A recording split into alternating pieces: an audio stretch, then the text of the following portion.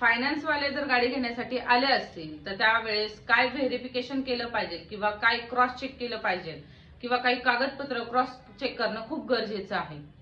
आता तुम्ही गाडी हप्त्यावर घेतलीये आणि त्याचा हप्ता वेळेवर भरणं ही तुमची जिम्मेदारी आहे, परंतु काही वैयक्तिक अडचणीमुळे तुम्ही हप्ता भरला नाही आणि त्याची रक्कम ही थकीत झाली तर 90 दिवसानंतर बँक किंवा फायनान्सवाले ती गाडी जप्त करण्याचा संपूर्ण अधिकार त्यांच्याकडे आहे।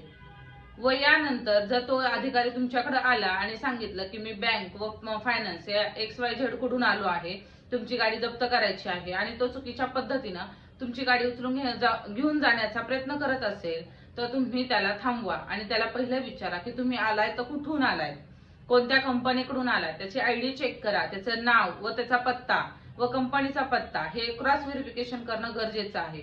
तसेच त्याने DRA नावाचा कोर्स केला आहे का आणि केला असेल तर त्याचं एक सर्टिफिकेट मागून घ्या व त्याचबरोबर बँकेकडून किंवा फायनान्स कडून त्या अधिकाऱ्याला किंवा त्या व्यक्तीकडे लेखी स्वरूपाचं पत्र आहे का हेही चेक करा आणि यापैकी कोणतीही गोष्ट त्याच्याकडे नसेल तर त्याच्याकडे गाडी जप्त करण्याचा अधिकार नाहीये। तुम्ही त्याला स्वतःची गाडी स्वाधीन करून देऊ नका।